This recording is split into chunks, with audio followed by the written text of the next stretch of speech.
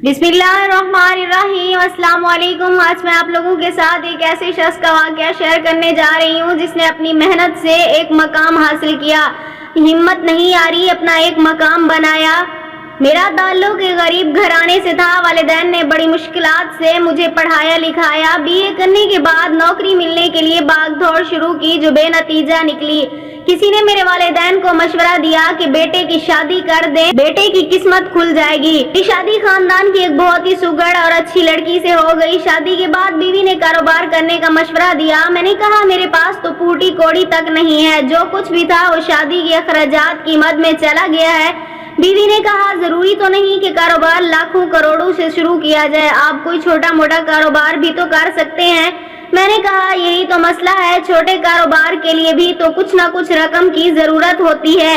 मेरे पास तो वो भी नहीं है। ऊपर से मेरे बाबा ने शादी का हुक्म जारी करते हुए ये भी नहीं सोचा कि मैं बेरोजगार इंसान हूँ। मेरी नई नवेली दुल्हन साहिबा ने मायूस, नाउमीद और गुस्सा होने के बजाय फैसला कुन लहजे में हुक्म सादिर फरमाया कि अगर हिम्मत है तो मेरे पास सलामी के जो चंद हजार रुपए जमा हुए हैं उसी से आप अपना कारोबार शुरू कर सकते हो। मैं थोड़ी देर खामोश रहा, फिर मैंने कहा ठीक है, लेकिन कारोबार मैं अपने गांव में नहीं, पिंडी या इस्लामाबाद में शुरू करूंगा। मेरी बीवी को कोई एतराज नहीं था। इस तरह शादी के चंद दिनों बाद ही कोई लाए अमल तय किए बगैर मैं इस्लामाबाद आया और कारोबार के मुतालिक मालूमात लेने कभी छोले वाले के पास तो कभी फ्रूट या सब्जी वाले के पास, कभी फूल बेचने वाले के पास तो कभी खिलौने बेचने वाले के पास चला जाता था।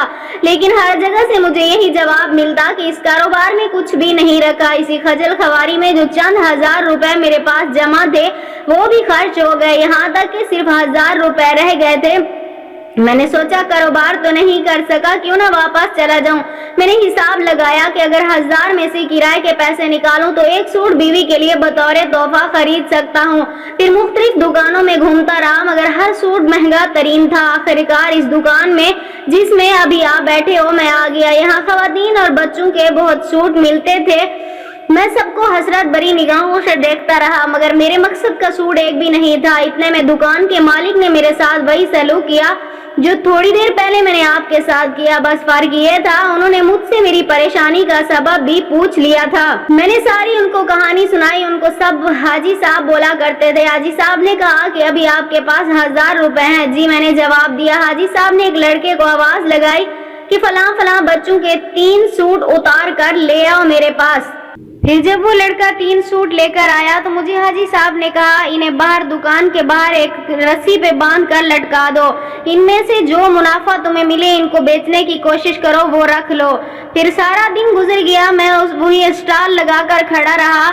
थोड़ी देर के बाद कुछ लोग आए, उन्होंने वो सूट सारे खरीद लिए मुझसे। मैंने काफी उससे मुनाफा हासिल किया। मैं खुशी खुशी हाजी साहब के पास चला गया तो उन्होंने जब देखा तो उन्होंने मुझे और भी काफी सारे सूट दिए। कहा सुबह इनको फिर लगाना। काफी दिनों तक मैं उनकी दुकान के बाहर स्टॉल लगाता रहा और मुझे अच्छी खासी बचत होती रही। फिर एक दिन हाजी साहब ने मुझे कहा मैं ये दुकान बेचना चाहता हूँ, मैं चाहता हूँ कि तुम ये दुकान खरीद लो। मैंने कहा हाजी साहब मेरे पास तो इतनी रकम नहीं है कि मैं आपकी दुकान का मालिक बन सकूं, मैं ये खरीद सकूं। तो वो कहने लगे बेटा परेशान होने की जरूरत नहीं है, जितनी रकम है तुम मुझे नकद दे दो, उसके बाद तुम मुझे थोड़े थोड़े करके देते रहना। मैंने कहा जी ठीक है। फिर उसके बाद मेरा अच्छा सा कारोबार चल निकला और मैं थोड़े थोड़े पैसे उनको देता रहा। आज मैं इस दुकान का मालिक हूँ। सिर्फ 1000 रुपए से मैंने अपना कारोबार शुरू किया था। आज मैं इस दुकान का मालिक हूँ। मेरे घर हैं, मेरे बच्चे हैं, मेरी फैमिली है। मैं खुशी से अपनी जिंदगी गुजार रहा हूँ। सच कहते हैं मेहनत करने से इंसान बहुत कुछ हासिल कर लेता है। हर छोटे काम से भी इंसान बड़ा बन जाता है, इसलिए हमें चाहिए मेहनत करते रहना। मैं उम्मीद करती हूँ मेरी आज की स्टोरी आपको पसंद आई होगी। मेरी अगर वीडियो पसंद आई हो तो उसे लाइक शेयर जरूर कीजिएगा और मेरे चैनल को सब्सक्राइब कर दीजिएगा।